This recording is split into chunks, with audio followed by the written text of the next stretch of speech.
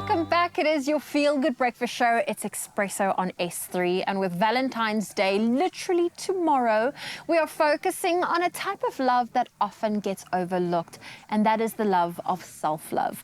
We have registered counsellor Kelly Jacobs joining us this morning to discuss self-discovery and self-love.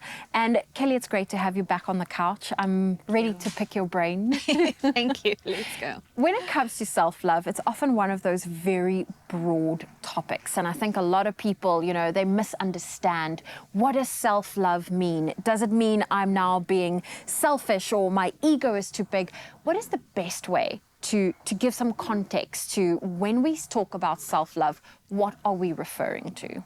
Actually referring to accepting yourself. Self-love is very easily and often used to describe narcissism these days, but narcissism is actually a personality disorder. But self-love, we're actually referring to how we accept ourselves. Do we love ourselves despite the qualities about ourselves that we may not necessarily like? At our core and who we believe we are we fundamentally good in terms of how we see ourselves? So yeah, self-love is literally just about self-acceptance.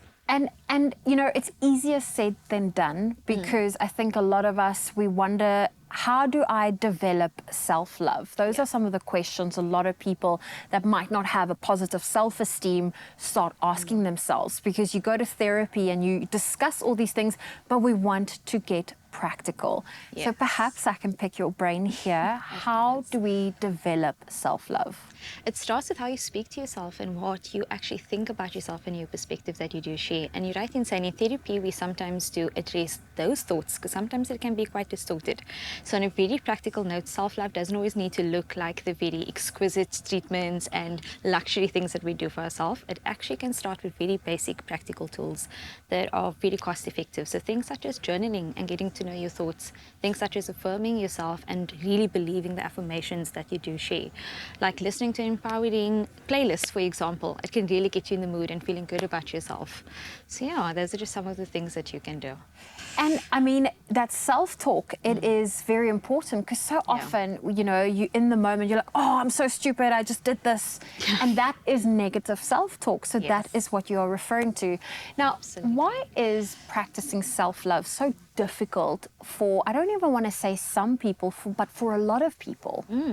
So the ways in which we see ourselves, it's what we call our core beliefs in therapy and counseling. Those core beliefs are actually shaped by a lot of different experiences that we go through in life, and things that maybe our important people and prominent people in our life have told us that have contributed to our upbringing. So for some people, imagine you being told while you were growing up that you were a mistake. It's really difficult to actually believe it when somebody says later in life that I'm worthy of love and that they love you and take it in.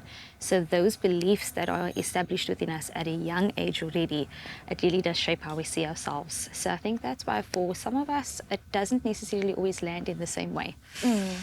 How can we start to reverse those negative beliefs and negative thoughts of ourselves? Because it's I know you mentioned, we're going to get practical here. You've mentioned journaling, becoming aware of your thoughts. Yeah. Perhaps there are other tools or tricks we can add to our arsenal to just, reverse that effect. Of course, awareness, it starts there first and foremost. So definitely becoming aware of your thoughts through the process and act of journaling. But another way that you can also become a lot better equipped at self-love is by recognizing how you feel. Learning to name your emotions and recognize when you feel certain emotions that come up for you. So when you notice those emotions, it often points to needs that you do have. So learning how to recognize those needs, recognize those emotions is a great way to equip yourself to start attending to those needs and taking yourself seriously. Definitely. Well, this is definitely a topic we want to unpack more and more. Kelly is not going anywhere, so stay tuned to your Feel Good Breakfast Show. Perhaps you would love to weigh in on this conversation. You're always welcome to WhatsApp us on 063 408 8863. It's my Feel Good Breakfast Show. Welcome back. You are just in time as we continue our conversation around self-love with registered counsellor Kelly Jacobs right here on your Feel Good Breakfast Show, Expresso. Kelly, you've given us some practical tips on how to reverse the negative talk to improve on our self-love. But can you tell us the positive impacts doing the positive self-talk to yourself, practicing self-love? What effect does that have on ourselves, and how does that ripple and filter through to other relationships that we have? When you talk about or to yourself in a really compassionate light and a really great light, and the way in which you see yourself, it can really shine on your other relationships, because when you are able to see yourself quite positively, it's really easy to extend that empathy to the next person and be compassionate towards the next person. But also when you have a healthy sense of self-esteem, it's not that difficult for you to stand up for what you need and to honor what you need and not settle for less than what you deserve. So self-love is really the foundation of healthy relationships, because if you can show up for yourself in healthy ways, it allows you to just naturally show up in healthy ways for the people that you're in relationship with. And also knowing your worth and what you're willing to take and what you don't stand for, and having those boundaries in place. Because we Yes. know the effects that comes with not having healthy boundaries in place. Absolutely. You'll always feel depleted, because it will always feel like someone's taking advantage of you. Now, Exactly. my next question is more of a statement. They say authenticity is often said to be an important part of self-love. What are your thoughts on that? I definitely agree, because when we're talking about authenticity, we're talking about your values and not what society expects from you, but actually being true to what's important to you. So I think it's a very important part of self-love, because honoring what you find to be important and what you find to be valuable is a really important part of self-love. I think it goes hand in hand with one another, and true confidence comes from that place of being willing to be yourself in spite of other people's perceptions of how they may perceive you. And, you know, earlier we spoke about how a lot of our self-worth and how we value self-love is affected by how we were raised. Yes. And I'm thinking of parents that now have little ones, or there's mommies that are pregnant and they're wondering, how am I going to make sure my kid knows how to do self-love and have a positive self-esteem? What are some of the small things that parents can perhaps change in how they talk or discipline their kids, Yeah. that doesn't harm that self-love and self-esteem? I think a very important and sometimes very overlooked principle when it comes to parenting is modeling that behavior yourself too.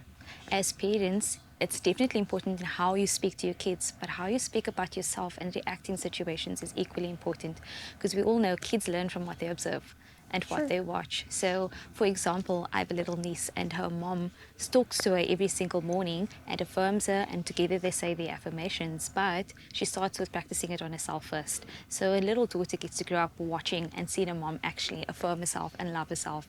So I think as parents, it's also important to model that same healthy language that we use towards ourselves. Instead of reacting and saying, oh, I was so silly, or I was so stupid to make that mistake.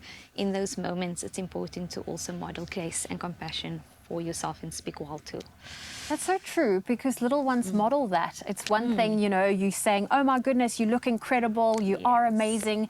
And then as the adult, you stand, it's swimsuit season, the little one goes with you to the changing room and you're like, oh, I don't look good in the swimsuit, or I'm not made for bikinis. And that negative self-talk, they observe all of that. Exactly. Now, final tips perhaps from you as the registered counsellor for individuals that are perhaps struggling in the department of accepting themselves and being willing to practice self-love. Yeah, I think it's definitely, I love that we're highlighting this topic and the importance of self-health, because it goes hand in hand with your mental health. But if ever, whether you're single, in a relationship, going through a breakup, there's never a better time to actually focus on yourself.